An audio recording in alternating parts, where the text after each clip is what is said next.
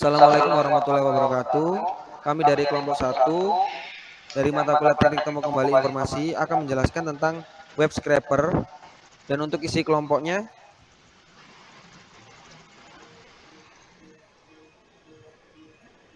Untuk yang pertama ada Mas Jamaluddin Rahman, kemudian ada Mas Denny Prasetyo, setelah itu ada Mas Samsul Arifin dan juga ada Mas Febi Ade Arfianto, kemudian juga ada Mas Ahmad Rizal Mukodas dan dari saya sendiri Abdul Rozak Nafin Haji Pangestu. Kemudian untuk latar belakang akan dijelaskan oleh saya sendiri, yaitu latar belakangnya yang pertama adalah dalam menjalankan bisnis online, pastinya Anda pernah mendata kompetitor-kompetitor Anda beserta informasi penting mengenai produk atau layanan mereka. Kemudian, Anda menyimpan data tersebut di dalam sebuah spreadsheet, baik itu menggunakan Microsoft Excel, Google Sheet, atau aplikasi sejenisnya. Proses inilah yang disebut sebagai web scraping. Dengan kata lain, web scraping dapat didefinisikan sebagai proses pengambilan data dari sebuah website. Secara umum, ada dua cara yang bisa Anda gunakan untuk melakukannya. Yang pertama ada manual dan yang kedua ada otomatis. Untuk yang manual, metode di mana Anda menyalin data dengan cara copy paste dari sebuah website. Kemudian untuk otomatis, metode yang menggunakan coding aplikasi atau extension browser. Untuk selanjutnya ada software yang akan dijelaskan oleh Mas Samsul Arifin. Dipersilakan. Baik, terima kasih Mas Rojak. Untuk software, ada banyak perangkat lunak yang tersedia yang dapat digunakan untuk menyesuaikan web scraping solution. Perangkat lunak ini mungkin mencoba untuk secara otomatis mengenali struktur data halaman atau menyediakan antarmuka perekaman yang menghilangkan keharusan untuk menulis kode pengisian web secara manual. Selanjutnya, requirement akan dijelaskan oleh Mas Febi. Terima kasih Mas Samsul. Suara saya kedengaran? Kedengaran Mas Febi, bisa dilanjut. Ya,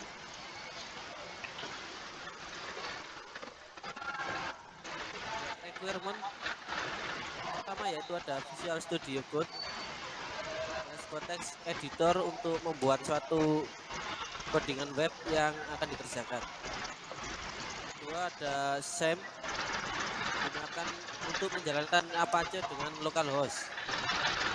Yang ketiga ada Google Chrome. Ini digunakan untuk menjalankan web yang sudah dibuat.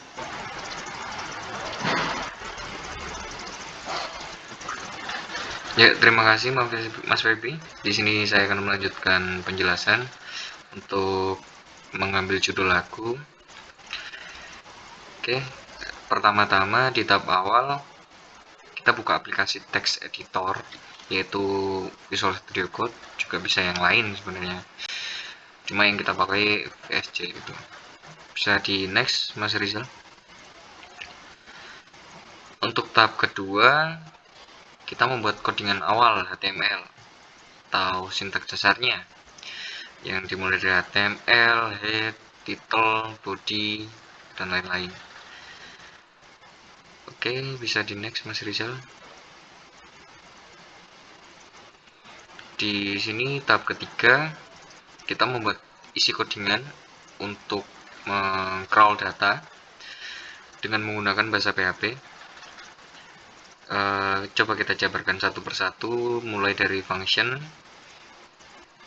Di situ function HTTP request dengan ada satu parameter yaitu URL. Pertama-tama kita bikin variabel dulu yang bernama ch, yang dimana isinya adalah JURL init atau buat nge-start inisialisasi. Lalu ada JURL set option yang dimana di situ ada 3 parameter yang di dalamnya. Yang pertama adalah inisialisasi tadi dari variabel yang udah kita buat. Lalu JURL option untuk URL, atau di sini fungsinya untuk men-set bahwasanya ini URL gitu. Terus yang terakhir adalah parameter yang kita ambil dari function tadi ya, URL tadi.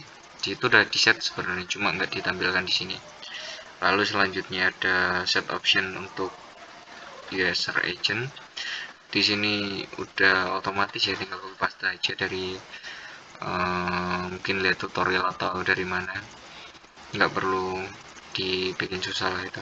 Selanjutnya juga sama untuk Proton Driver, itu set angka 1.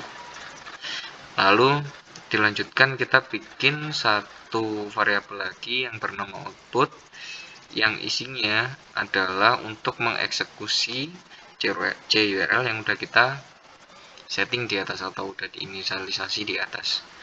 Untuk terakhir ada fungsi return, yang dimana itu adalah untuk mengembalikan hasil ya. Lalu bisa dilanjutkan lagi oleh Mas Rizal. Kita keempat. Baik, untuk tahap keempat di sini ada variabel $HTML. Di sini yaitu berfungsi untuk mengambil data API.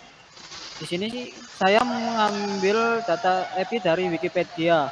Lalu ada variabel $content yang berisi file get content $HTML. Untuk file get content sendiri berfungsi untuk membaca file variabel HTML ke dalam string. Lalu ada $profile yang berisi JSON decode variabel content. Fungsi JSON decode sendiri adalah untuk menerjemahkan string JSON agar mudah saat akan diolah. Selanjutnya pada tahap kelima ini yaitu merupakan untuk menampilkan hasil dari proses tahap kedua sampai tahap keempat.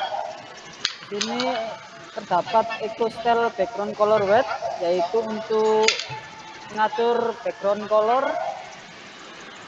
Lalu ada printr variabel $profile. Untuk fungsi printr sendiri yaitu untuk menampilkan data yang ada pada variabel profile. Untuk hasil outputnya seperti gambar ini merupakan data output yang sudah diambil dari API Wikipedia di atas.